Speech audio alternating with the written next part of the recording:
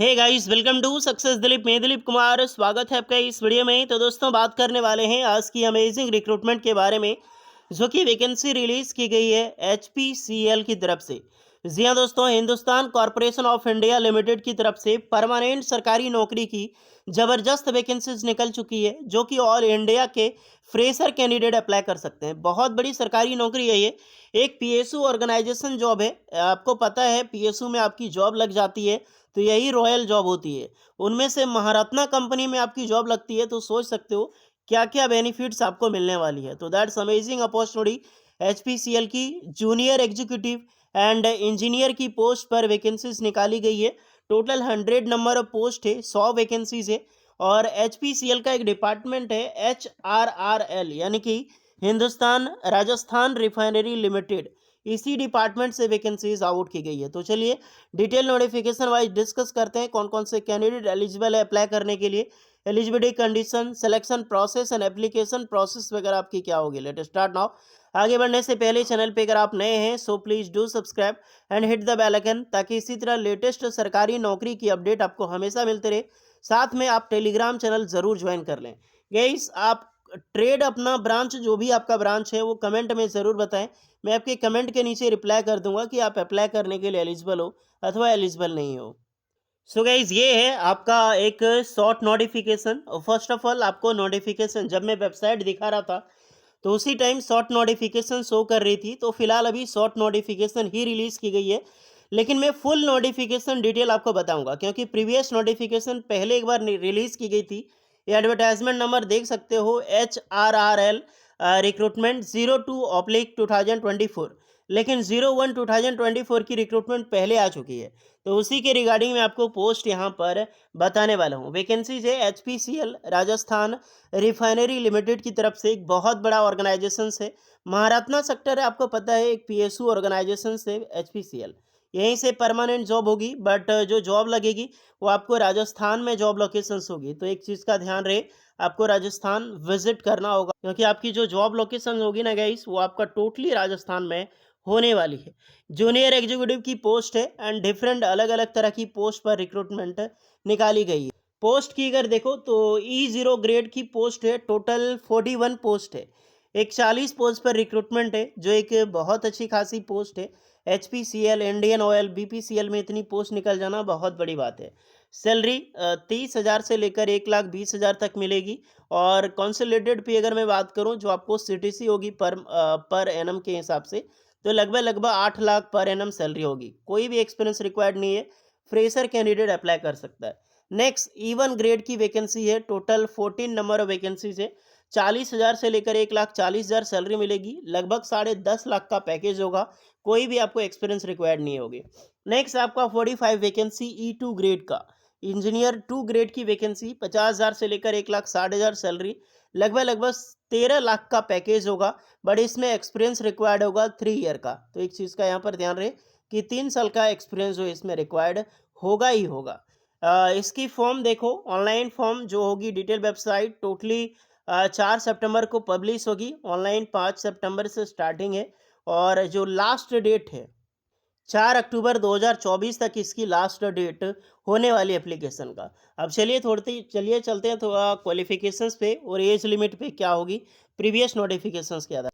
तो ये पहले की नोटिफिकेशन है, सेम चीज़ आप देख लो। HRL रिक्रूटमेंट 01/2024, जो कि मार्च में वैकेंसी आई थी।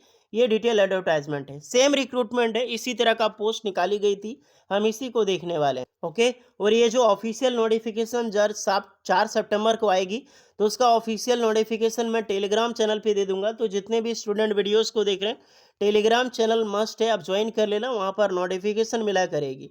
क्योंकि मैं आपको पूरी डिटेल्स अभी ही बता दे रहा हूँ क्या एलिजिबिलिटी कंडीशन होगी। जो जूनियर एग्जीक्यूटिव की पोस्टें हैं गाइस, वो टोटल जो पोस्टें वहाँ पर डिस्कस की गई है, लगभग लगभग आपको मिलेगी 41 पोस्ट पर।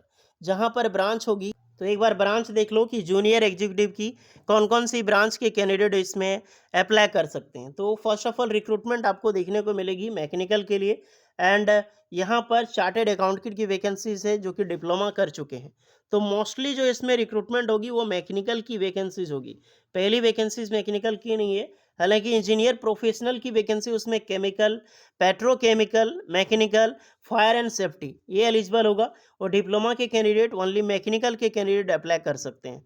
ध्यान रहे, यहाँ पर यही चीज़ें जानकारी आपको देखने को और यही मैं नोटिफिकेशंस के बेस पे बात करूँ तो जूनियर एग्जीक्यूटिव की पहले वैकेंसी थी, 60 वैकेंसी थी, वही 30,00,000 से लेकर 1,20,000 की सैलरी जो मैंने बताई है। उसमें एज लिमिट 18 साल से लेकर 25 साल के कैंडिडेट अप्लाई कर सकते हैं।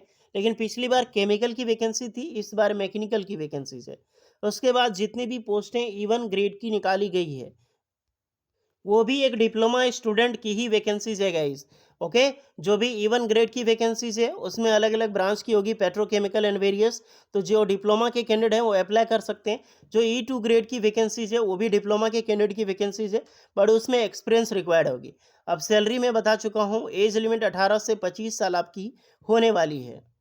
सिलेक्शन प्रोसेस की देखो अगर आप, तो यहाँ पर दो आपका टेस्ट होता है, यानी कि सेकंड स्टेज तक होता है, दो स्टेज होता है। फर्स्ट स्टेज आपका जनरल एप्टीट्यूड टेस्ट होगा, और सेकंड जो टेस्ट होता है आपका स्किल टेस्ट होता है, यानी टेक्निकल होता है। अगर मैं बात करूँ फर्स्ट स्टेज सीबीटी आपका होगा, टेक्निकल टोटली प्रोफेशनल क्वालिफिकेशंस के नॉलेज के अनुसार 50% क्वालिफिकेशंस कैटेगरीज होगी, और ओवल और 60% आपका यहाँ पर होने वाला है passing marks. And skill test की मैं बात करूं तो अप्रॉक्सीमेटली 40% चाहिए, एंड आपका फाइनल इंटरव्यूज। यानी सीधी सी बात, जनरल एप्टीट्यूड होगा, जनरल एप्टीट्यूड में नॉन टेक्निकल से क्वेश्चन पूछा जाएगा। उसके बाद आपका टेक्निकल होगा पार्ट 2 क्वेश्चन में, जो आपका ब्रांच है उसी से रिलेटेड क्वेश्चन होगा। दूसरे बाद आपका स्किल टेस्ट होगा, देन आपका पर्सनल इंटरव्यू, फिर आपकी फाइनल सिलेक्शन एंड जॉब, और जॉब के बाद एक बेहतरीन सैलरी। अगर एप्लीकेशन फ़ी देखो पहले के नोटिफिकेशंस के रिगार्डिंग, टोटल एप्लीकेशन फ़ी 1180 रुपये एप्लीकेशन चार्ज लगता है, जो कि 1000 एप्लीकेशन चार्ज है, और 18% जीएसटी लगता है इसमें। तो जो भी कैंडिडेट है ऑनलाइन फ़ी पेमेंट आपको करना है और ये चार्ज देना है। बाकी बात, जितने भी S T S C PWD candidate है बिल्कुल फ्री ऑफ कॉस्ट वो फॉर्म अप्लाई कर सकता है। तो ये चीज़ कहीं ना कहीं आजकल की डेट में मुझे अन्याय लग रहा है कि एक ओबीसी का कैंडिडेट, एक जनरल का कैंडिडेट, जो कि एक मध्यम वर्ग का कैंडिडेट है, मेजर नहीं करता कि सारे जनरल कैंडिडेट के पास फोर व्हीलर हो, बड़ा सा बंगला हो।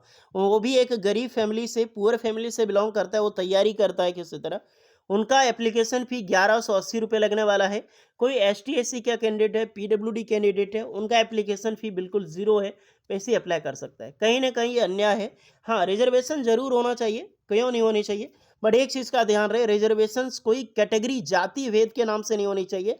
पैसे के मुकाबले या फिर फाइनेंशियल के अकॉर्डिंग रिजर्वेशन सभी को मिलना चाहिए। तो ये चीज़ मुझे खराब लगती है, और होपफुली मैं सारे कैंडिडेट के लिए ये नहीं बोल रहा हूँ कि एसटीसी वालों के लिए साथ गलत हो रहा है। मैं ये कभी नहीं चाह रहा हूँ। मैं अभी भी जातिवाद का यही चक्कर है। क्यों नहीं सब चीज़ को मिलाकर एक कर दिया जाएगा। जिनका फाइनेंशियल स्थिति खराब है, वो एसटी-एससी या फिर कुछ अलग कैटेगरीज में बना दिया जाए, नॉर्मल कैटेगरी, बैकवर्ड कैटेगरी, अथवा जिनके पास पैसा है, जिनका 10 लाख पर एनम से ज़्यादा है, होपफुली वो हायर कैटेगरी, उनको एप्लीकेशन चार्ज लगे। जो 4 लाख से नीचे वाले पैकेज वाले सालाना है, उनको चार्ज नहीं लगे। ऐसा कुछ होना चाहिए। कोई जातिवाद पर कैटेगरी वाइज नहीं होनी चाहिए। बाकी बात आप पे डिपेंडेड है, क्या करता है ये सब चीज़ को लेकर। इंडिया में अभी काफ़ी बवाल भी मचा है, और जो भी कैंडिडेट एलिजिबल अप्लाई करना, हमारा बात ये कंट्रोवर्सी खड़ा करनी है नहीं है। अप्लाई करो।